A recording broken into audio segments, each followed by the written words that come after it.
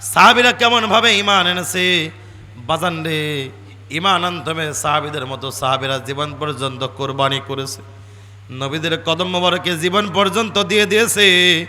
আল্লাহর হাবিবের সাহাবীরা পিছপা হয় নাই।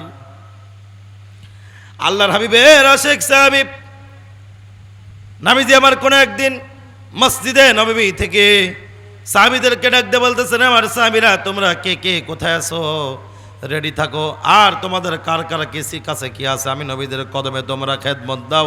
আগামীকাল জিহাদের ময়দানে তোমাদের যেতে হবে। কার কার কাছে কি আছে তোমরা আমি নবীদের কদম মোবারকে দিয়ে দাও। এক একজন সাহাবী নবীদের কদম মোবারকে বিভিন্ন প্রকারের সম্পত্তি যার যার সামর্থ্য অনুযায়ী এক একজন সাহাবী নবীদের কদম মোবারকে এক এক রকম জিনিস নবীদের কদম মোবারকে দান করতেছে।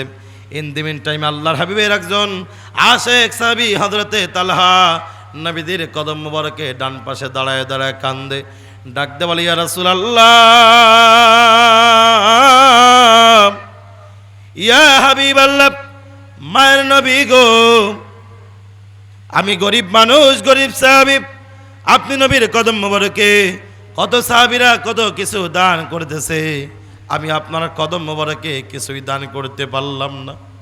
তবে ইয়া রাসূলুল্লাহ, ইয়া হাবিবাল্লাহ, ও মুসলমান বাবাজিরা, আমার নবীর মহব্বতে নবীর প্রেমে আপনার চক্ষু দিয়া যদি এক ফোঁটা পানি আপনি বের করতে পারেন, খোদার কসম করে বললাম, যেই চক্ষু দিয়া যেই দিল দিয়া নবীর মহব্বতে এক ফোঁটা পানি বের হয়, ওই চক্ষু কখনো জাহান্নামে যাইতে পারে না। জোরে বলেন ঠিক কিনা?